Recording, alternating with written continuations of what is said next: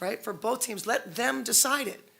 What contact is legal should be the same for both teams. This isn't that hard. And so it's disappointing, you know? I mean, congratulations to the Liberty on their first championship. Been around, I don't know, how long has the league been around, 28 years? It took them 28 years. Congrats to them, you know? We were that close to our fifth. Just didn't happen. What made the defense so difficult over the last half of that game? Was it just what New York did, or what were you seeing there? Here comes Cheryl. Do you want to ask her or me? Abby, do you have box scores? I mean, they turned up the pressure. It's the end of the game. Of course, we're both trying to win, so they turned up the pressure. We got a couple turnovers. We didn't execute our offensive plays at the end, so that's what their defense was doing.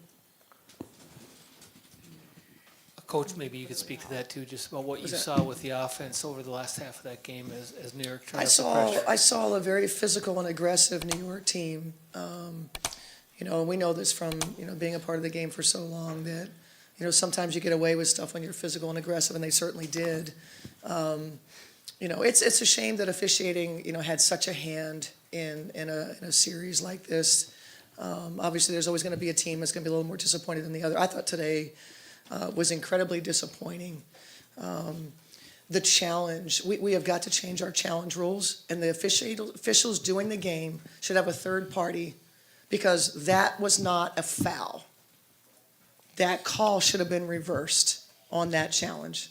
If we sent that clip in, well, first of all, Napheesa Collier, the number of times that she's held, et cetera, and there's nothing down that end, right? Which we, you know, it's kind of, you know, for whatever reason in the series, that was kind of the way it was. But when at the other end, when we challenged it, if we would have turned that clip in, they would have told us that it was marginal contact, no foul. Guaranteed. Guaranteed. So when you review, those should be the same parameters that you're reviewing with. But the three people that are on the game need a third party to let them know, because, you know, that decided the game. That decided the game.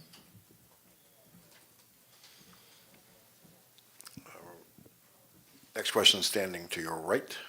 Cheryl, forgive me for changing the subject for a moment, but you did such a great job of preventing Brianna Stewart and Sabrina Ionescu from scoring for the most part tonight. What about Jonquel Jones made her so difficult to stop tonight? When you watch the whole series, right? Yeah, I mean, yeah. So what makes her difficult is you're spending a lot of time guarding Sabrina and Stewie, and, you know, in some of those schemes, it created mismatches, but we were going to live with some of that, right? We knew that JJ was going to score. These guys shot 30%. Shot 30%. You know, the difference was in the foul line. And obviously, we needed to execute better on offense. I think one of these guys said that. We had opportunities not to fuel them, but we knew they were coming.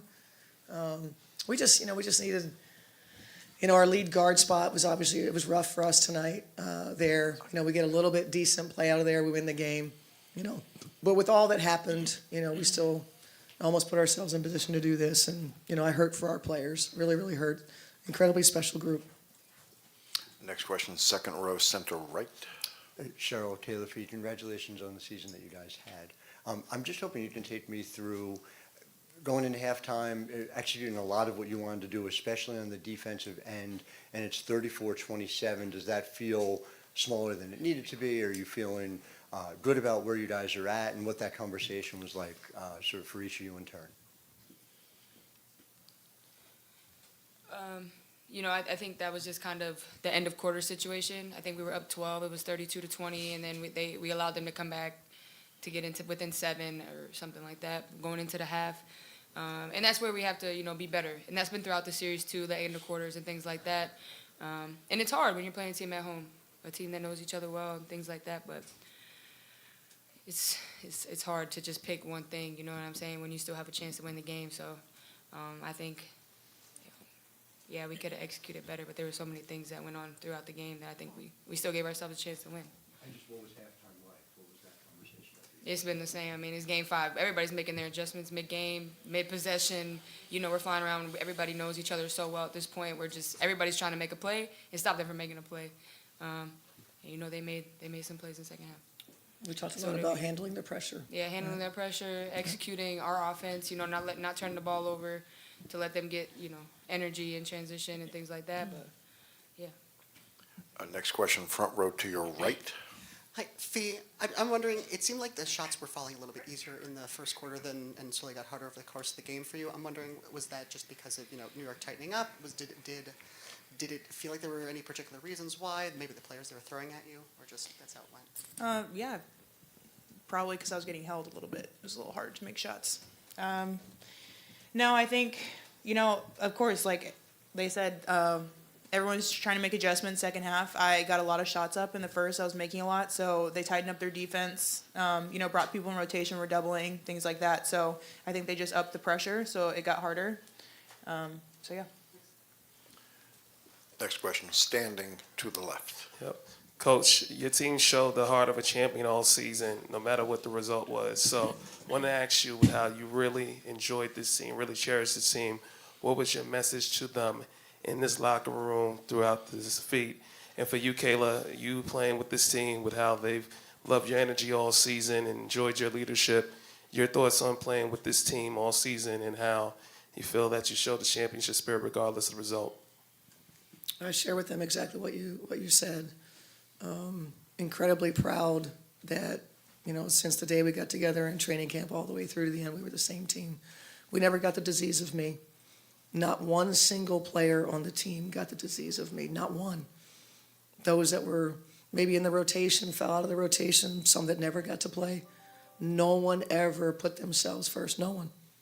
That is incredibly difficult to find in this day and age. So I'm really, really proud. I'm incredibly proud of the number of people that were impacted by Lynx basketball and how excited they were to watch our team play. I told them it's who they are as people, how they did it. So those are things that we talked about, and I wouldn't trade them for anyone, any team. Do things the right way. Built a team within the rules. Those sort of things that maybe right now aren't happening in our league. And, did it the hard way. And you know what? We gave hope to those teams that aren't willing to circumvent the cap or, fly illegally or all the stuff that's happened over the last 5 years, right? And so, do it the right way. It gives hope for those other teams that you can build a team just like ours. You don't have to have a super team, right? You don't have to have that. There's a different way to do it. So I'm incredibly proud of them. Our next two questions will come from the second row to your right. K-Mac was going to answer his question. Sorry.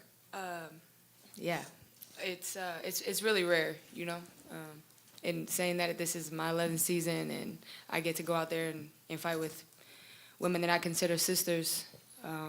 That's why it feels the way it does, because every single day we came to work and we enjoyed being with each other. We enjoyed competing with each other, fighting for each other, and that's why we're here. That's why we gave ourselves a chance to compete for a championship, because we showed up every day and did it the right way and did it for each other. And that's really rare in this league. The way that it's happening and all this other bullshit that people make seem like is important is not. What you have in your locker room and coming to work and showing up every single day and doing things the right way, that's the most important thing. And that's why it feels like this with each other, because we care so much about each other and we wanted it for each other. And that's the beauty of it, and that's also the heartbreak of it, because we deserve this shit. Our next two questions will come from the second row to your right. For Cheryl and/or Kayla, I think Fee's going to end this postseason as the only player in league history to lead the league in points, rebounds, steals. Free throw attempts? No? Maybe not that. Blocks, I think, was the other one. But what can you say about the statement she's made throughout this postseason and even in this last game? Obviously, the exclamation point to the incredible season that she had.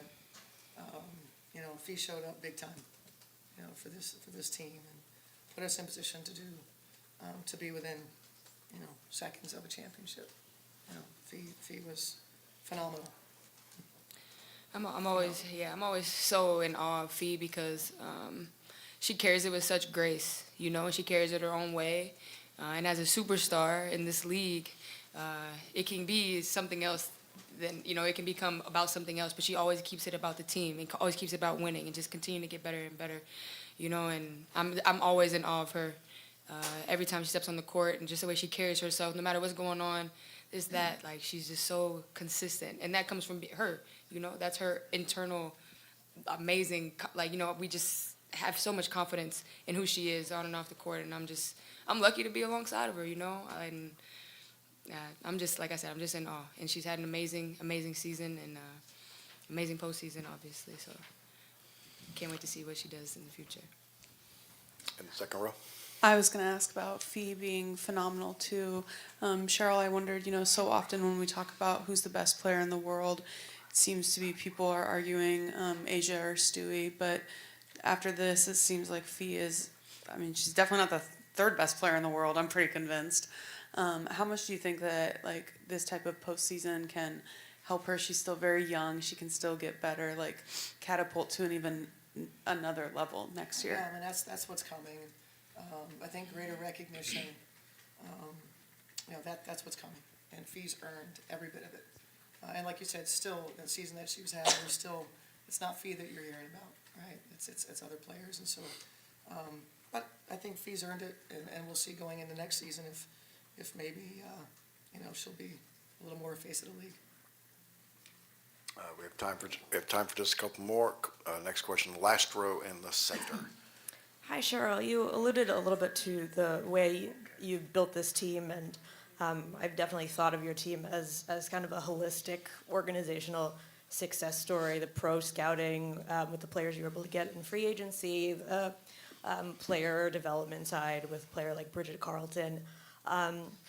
As we see a lot of other teams around the league either build front offices from scratch or restructure theirs, as the league gets more competitive and owners are investing more in their team, what do you think the front office of the future looks like, and what role does the head coach play in that?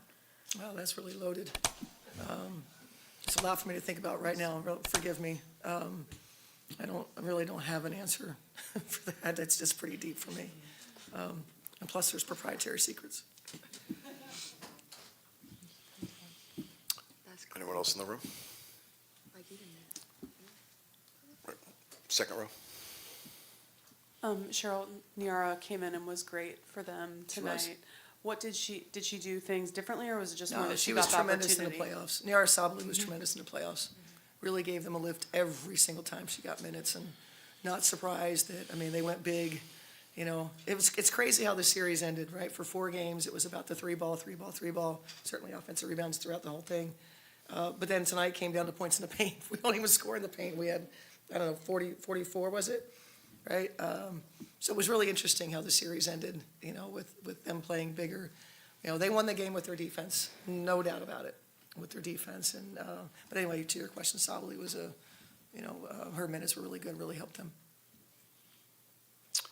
And I know all the headlines will be Reeve cries foul. Bring it on, right? Bring it on, because this shit was stolen from us. Bring it on. Coach, when you make a comment like that, what do you say to your ladies on the team about how to process this? Well, we talked about it, you know. We know we could have done some things, right? But you shouldn't have to overcome to that extent. This shit ain't that hard. Officiating it's not that hard. When someone is being held, be consistent. If you don't want to call hold at one end, then don't call it at the other. Be consistent. Every team asked for that, right? Sandy asked for that last game. So 3 of the games in the series, we're talking about the same damn thing, right? So I tell these guys, you know, for whatever reason it didn't work out, right? It just doesn't feel right that you lose a series with that level of discrepancy, you know. And we don't have a team that whines and complains and, you know, all that stuff. And, you know, sometimes it probably hurts us. Maybe being a little more, I don't know, something. But I mean, I just think that, you know, you have a star player like Fee, you know, I don't get it. I don't get how she can be held and go to the basket and get hit. And then a marginal, at best, sends their best player to the free throw line. That's tough. It's tough to swallow. Just like our 2016 championship that was lost, officiating, you know, missing a shot clock violation. This sucks. This is for a championship, right? For both teams. Let them decide it. What contact is legal should be the same for both teams. This isn't that hard. And so it's disappointing, you know? I mean, congratulations to the Liberty on their first championship. Been around, I don't know, how long has the league been around? 28 years? It took them 28 years. Congrats to them, you know? We were that close to our fifth. Just didn't happen, right? It's disappointing. It's incredibly disappointing, you know? But these guys, I mean, they got to try to pick themselves up and go, we were that damn close, and, you know, it hurts. It hurts. Coach, Kayla and Napheesa, thank you. Thanks.